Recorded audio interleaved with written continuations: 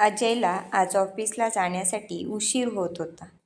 तो ऑफिसला जाण्यासाठी तयार होऊन खाली आला. अंजली चहा आणि नाश्ता घेऊन आली. त्यांनी घाईतच नाश्ता केला आणि तो ऑफिसला जाण्यासाठी निघाला.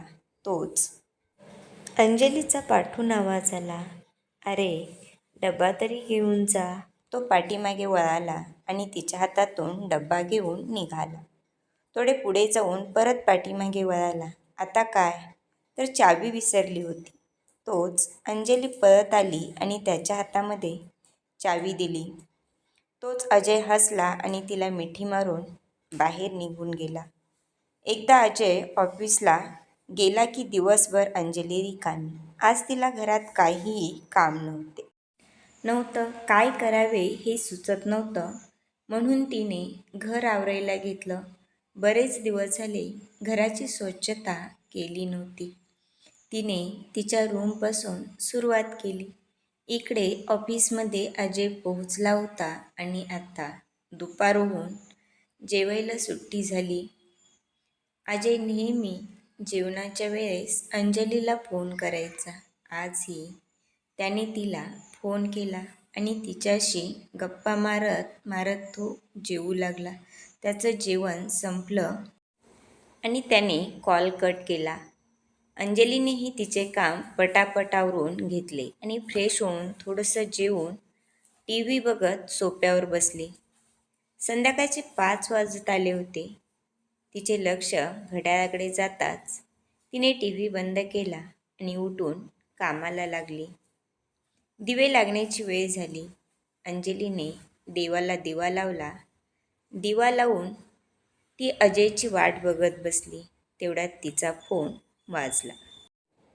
तिच्या आईचा फोन होता.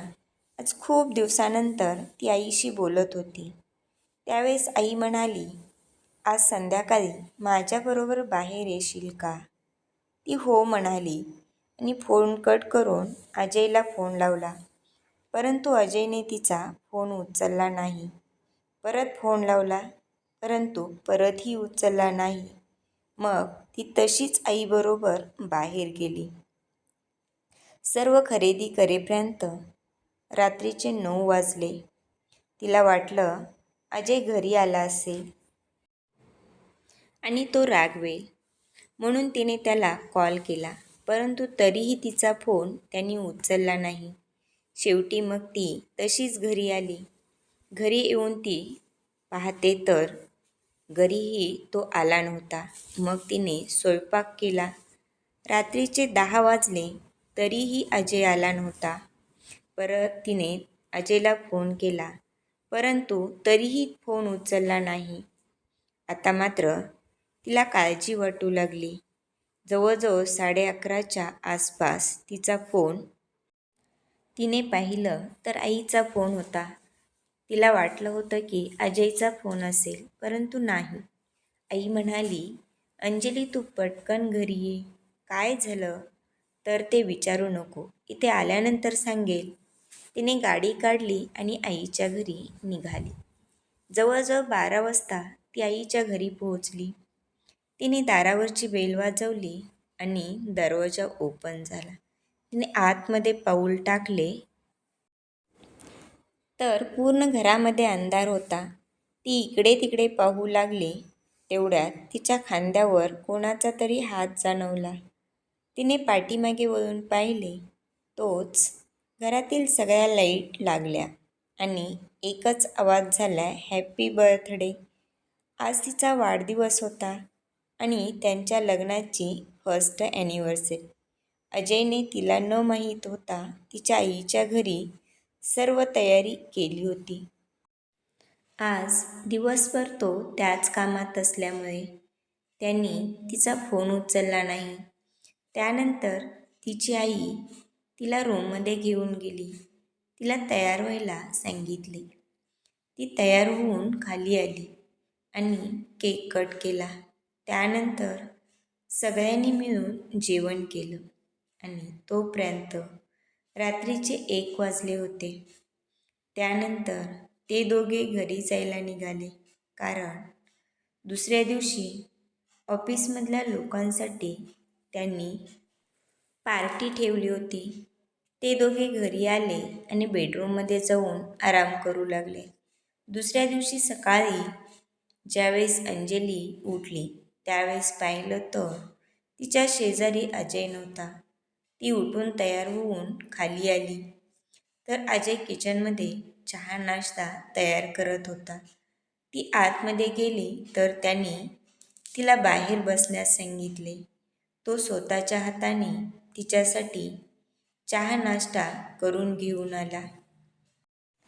तिला कांदेपोहे खूप आवडायचे म्हणून त्यांनी आज कांदेपोहेच बनवले होते. दोघांनी मस्त नाश्ता केला. त्यानंतर तिने विचारले, आज जेवणासाठी काय करू? तर तो म्हणाला, आज आपण दोघं मिळून जेवण बनवू. तुला माहिती आहे, मी उत्तम प्रकारे जेवण बनवू शकतो. मग काहीही आडेवेडे न घेता दोघांनीही मिळून जेवण तयार केलं. कारण संध्याकाळी ऑफिसमधल्या लोकांसाठी पार्टी होती. 7 वाजले तसे सगळे पार्टीसाठी जमू लागले. सगळे पार्टीसाठी जमलेले असतानाच दरवाजातून एक मुलगी आतमध्ये आली आणि सगळे तिला बघून हसू लागले. ती विभा होती. ती म्हणाली, मी काही भूत दिसते का? तुम्ही सगळे जे मला हसताय कारण तुला असा मी कधी पाहिलं नव्हतं त्यामुळे. सगळे हसू लागले. अजय म्हणाला. त्यानंतर ती आतमध्ये आली आणि तिने अजय आणि अंजलीला ॲनिव्हर्सरी विश केली. अरे अजय, तू म्हणत होता त्यापेक्षाही अंजली खूप सुंदर आहे. खरंच तू खूप नशीबवान आहे. तुला अंजलीसारखी बायको मिळाली. त्यानंतर सगळ्यांनी मिळून ॲनिव्हर्सरी सेलिब्रेशन केलं आणि सगळ्यांची जेवणं वगैरे झाली आणि घरी गेले. दुसऱ्या दिवशी सकाळी अजय नेहमीप्रमाणे उठला, परंतु आज त्याचे डोके खूप दुखत होतं. त्याला थोडीशी चक्कर आल्यासारखी झाली. लगेच अंजलीने त्याला सावरलं. दगदग झाल्यामुळे होत असेल असे म्हणून त्याने त्याच्याकडे दुर्लक्ष केले आणि स्वतःच आवरून तो ऑफिसला गेला. अंजलीने जाताना सांगितले, येताना हॉस्पिटलमधून ये. पण त्याने त्याच्याकडे पूर्ण दुर्लक्ष केले आणि दिवसभर कामात बिझी झाला. असेच काही दिवस गेले. हा डोक्याचा त्रास सतत वाढू लागला. तो रोज संध्याकाळी 12-1 वाजता घरी येऊ लागला. अंजलीला याचं काय चाललंय हे कळत नव्हतं. तिने त्याला बऱ्याच वेळा विचारण्याचा प्रयत्न केला, पण त्याने प्रत्येक वेळेस तिला इग्नोर केले. आता हे नेहमीचं झालं होतं. त्यामुळे अंजलीनेही विचारणे सोडून दिले. परंतु अंजलीला त्याचं वागणं नेहमी खटकत होतं. तो नेहमी टेन्शनमध्ये असतो. आपल्यापासून काहीतरी लपवतो आहे असे तिला सतत वाटत असे. पण काय, हा प्रश्न नेहमी सतावत असे. एक दिवस सकाळ सकाळीच अजय घाईतच ऑफिसला गेला. जाताना तो त्याचा मोबाईल विसरून गेला. थोड्या वेळाने मोबाईलवर एकापाठोपाठ एक मेसेज येऊ लागले आणि त्यानंतर फोन वाजू लागला. फोन उचलावा की नाही, मेसेज वाचावे की नाही या मनस्थितीतच तिने मेसेज पाहिला. तर त्यावरील मेसेज बघून तिच्या पायाखालची जमीनच सरकली.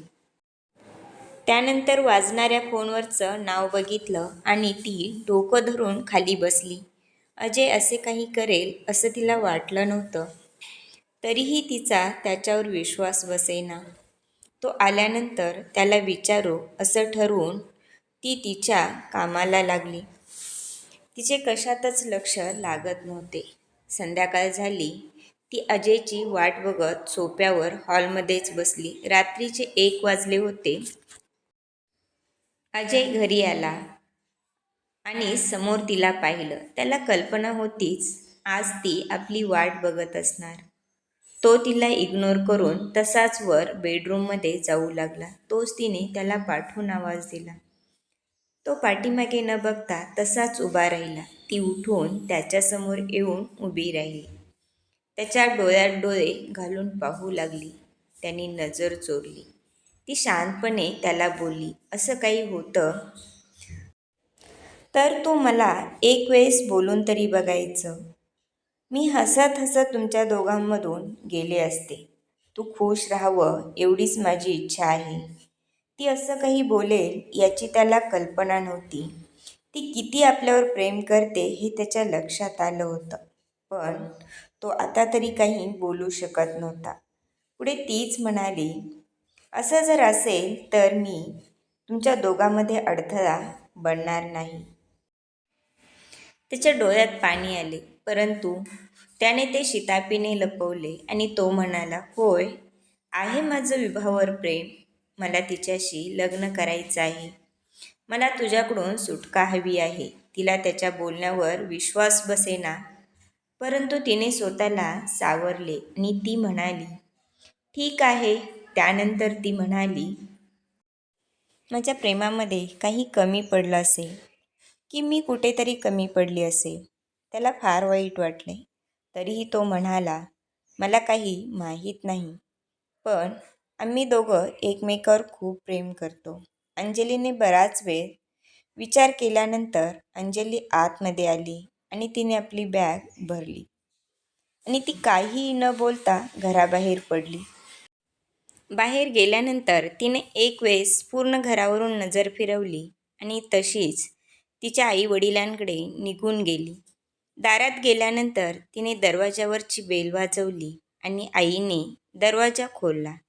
तिला बॅग घेऊन आलेलं पाहून त्या थोड्याशा विचारात पडल्या आणि तिला विचारू लागल्या, अंजली, हे काय आहे? तर ती बॅग ठेवून आईच्या गळ्यात पडून रडू लागली. तिच्या आवाजाने बाबाही बाहेर आले. तेही विचारू लागले.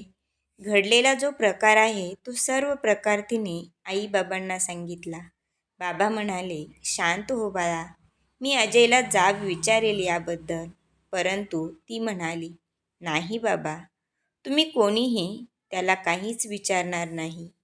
हा माझा निर्णय आहे आणि मी त्याला बंधनातून मुक्त करेल. अंजली गेल्यानंतर अजयने ऑफिसमध्ये जाणेही बंद केले होते. तो एकटाच घरामध्ये राहू लागला. ती गेल्यापासून तो एकटाच पडला होता. तो पूर्ण दिवस तिच्या आठवणीमध्ये घालवत असे. वरचीवर त्याची तब्येतही खालावत होती. आता तिला जाऊन जवळजवळ 5-6 महिने झाले होते. अंजलीचे आई-वडील तिला दुसरे लग्न कर म्हणून तिच्या पाठीमागे लागले होते, पण अंजली त्याला नकार देत होती. ती अजयला विसरली नव्हती. एके दिवशी ती मार्केटमध्ये गेली होती. येत असताना तिला अजय एकटाच कॅन्सर हॉस्पिटलमधून बाहेर पडताना दिसला आणि अंजलीच्या काळजात धस्स झाले. तिने त्याला काळजीपूर्वक पाहिले तर त्याची तब्येत पूर्ण ढासळली होती. त्याला चालता येत नव्हते. तिने काहीतरी विचार केला आणि गाडी त्याच्या ऑफिसकडे घ्यायला सांगितली. ऑफिसमध्ये गेल्यानंतर तिने काउंटरवर चौकशी केली तर तिथे सांगितले, तो बरेच दिवस झाले ऑफिसला येत नाही. त्यांनी जॉब सोडला आहे. त्यानंतर अंजलीने त्याच्या मित्राला बोलावून घेतले आणि त्याच्याबद्दल विचारलं असता तो म्हणाला, आपण इथे जवळ एक कॉफी शॉप आहे, तिथे बसून निवांत बोलूयात का? ती हो म्हणाली आणि ते दोघे कॉफी शॉपमध्ये गेले. त्याने त्याच्या आजाराबद्दल तिला सांगितले. तिच्यापासून वेगळं होण्याचं कारणही त्याने तिला सांगितले. तो म्हणाला, खूप दिवसापासून तुम्हाला सांगण्याची इच्छा होती, परंतु तुमचा नंबरही माझ्याकडे नव्हता आणि मला तुमच्या घराचा पत्ताही माहीत नव्हता. ती ठीक आहे म्हणाली आणि तिथून बाहेर पडली. तिच्या डोक्यात विचारचक्र चालू झाले. तसेच ती विभाच्या ऑफिसमध्ये गेली. काउंटरवर चौकशी केली तर ती तिच्या केबिनमध्ये होती. ती सरळ तिच्या केबिनमध्ये गेली आणि तिने डोअर नॉक केला. आतून कमी आवाज आला. ती डोअर ओपन करून आतमध्ये गेली. अंजलीला पाहून विभा थोड्या वेळ घाबरली. अंजली सरळ तिच्यासमोर गेली आणि खाडकन कानाखाली ठेवून दिली. थोडा वेळ विभाला काहीच कळाले नाही. जे काही आहे ते सत्य सांगायचं, खोटं बोलायचं नाही. मित्र आहे ना तुझा? त्याच्या जीवाशी खेळताना लाज नाही वाटली? तुला एवढं मोठं सत्य लपवायला आणखीन काय काय लपवले? तसं विभा अंजलीच्या गळ्यात पडून रडू लागली. धन्यवाद. राहिलेल्या स्टोरीचा भाग पुढील भागामध्ये पहा. जर व्हिडिओ आवडला तर व्हिडिओला लाईक करा, सबस्क्राईब करा आणि बाजूचे बेल आयकॉन प्रेस करा.